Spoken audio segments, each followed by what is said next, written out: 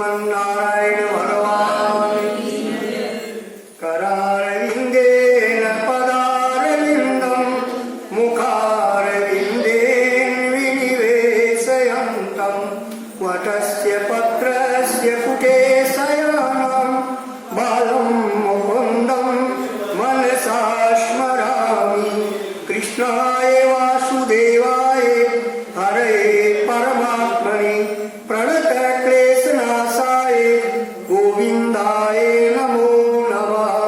आनंद कंद भगवान की श्रीमन्नारायण भगवान की तिथिवारं च नक्षत्रं योगकरणमेव च पंचांगस्य फलं श्रुत्वा गंगा स्नान फलं लभेत। आज कार्तिक मास के कृष्ण पक्ष की 10वीं नाम की तिथि मंगलवार, पूर्वा फाल्गुनी नाम का नक्षत्र, इंद्र नाम का योग, पवन नाम का कर्ण और सिंह राशि पर भगवान चंद्रमा। इस प्रकार से पंचांग श्रवण हुआ। एकादशी का व्रत कल एकादशी बुधवार को है। कृष्णाय वासुदेवाय देवकी नंदनाय च नंदगोपकुमाराय गोविंदाय नमो नमः। भगवान श्रीमन्नारायण परमात्मा की असीम अनुकंपा से आप लोग भगवान की सन्निधि में और प्रातः काल भगवान का नाम जप संकीर्तन भगवान की पूजा आदि में सम्मिलित होकर के और ये पुण्य का लाभ उठा रहे हैं। आप बड़े भड़भागी। कल की कथा का प्रसंग जलंधर के जन्म का कथन। ब्रह्मा जी की और दाढ़ी पकड़ करके उसने आप उसे आंसू निकाले, अश्रुपात हुआ, जिसे उसका नाम ब्रह्मा जी ने जलंधर रखा। तो कल की कथा थी जलंधर के जन्म के प्रसंग की। ये देव निर्दिता पूर्वम देत्या पाताल संस्थिता। नारद जी बता रहे राजा प्रथुषे की राजन, पहले देवताओं से पराजित जो दैत्य पाताल में जाकर के डर के मारे छुप गए थे, वे भी अब जलंधर का आश्रय पाकर के पृथ्वी मंडल पर आकर के निर्भय होकर के विचरण करने लग गए।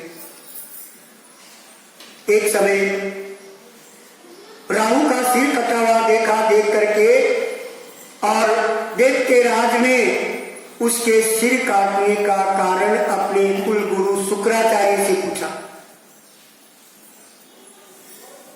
तो शुक्राचार्य ने देवताओं के द्वारा कराए गए समुद्र मंथन का वृतांत बताया और रत्नों के हर लेने दैत्यों के पराभव का वर्णन किया।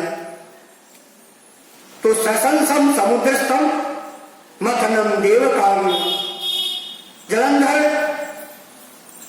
अपने पिता का मंथन सुना, क्योंकि शुक्राचार्य ने देवताओं के द्वारा कराए गए समुद्र मंथन का वृतांत दैत्यराज से बताया और दैत्यराज ने शुक्राचार्य के श्रीमुख से समुद्र का मंथन सुन करके और रत्नों के हर लेने दैत्यों के पराभव का वर्णन सारा सुना। तो जलंधर अपने पिता का मंथन सुन करके क्रोध से लाल नेत्र करके और घस्मर नाम के दूत को इंद्र के समीप में भेजा। दूत ने स्वर्ग में जाकर के सुधर्मा नाम के देव सभा में प्रवेश किया।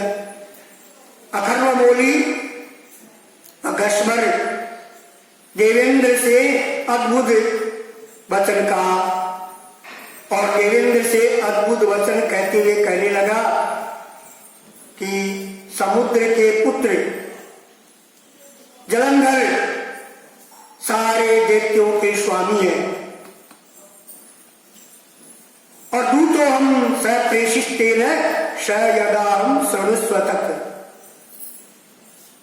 जलंधर सारे दैत्यों के स्वामी हैं, मैं उनका दूत हूं, उन्होंने जो कहा है सो आप सुनो।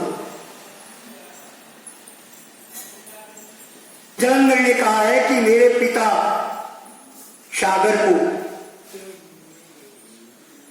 तुमने और पर्वतों ने क्यों मथा,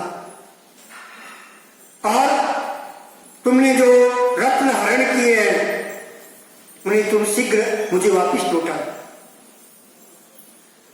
तानि शीघ्र प्रयच्छमि, उन्हें शीघ्र मुझे लौटा दो। इस प्रकार दूत की बात को सुन करके विस्मित जो है इंद्र भयानक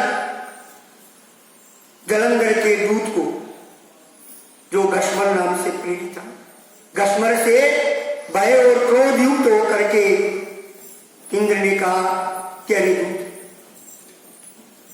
जो हम लोगों के द्वारा सागर बता गया वह बात सुन लो।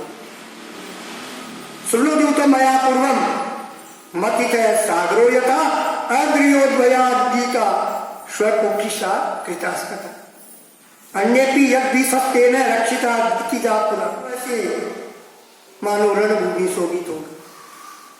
तो युद्ध में मारे गए दैत्यों को शुक्राचार्य, दैत्यों के कुलगुरु और देवताओं के कुलगुरु बृहस्पति,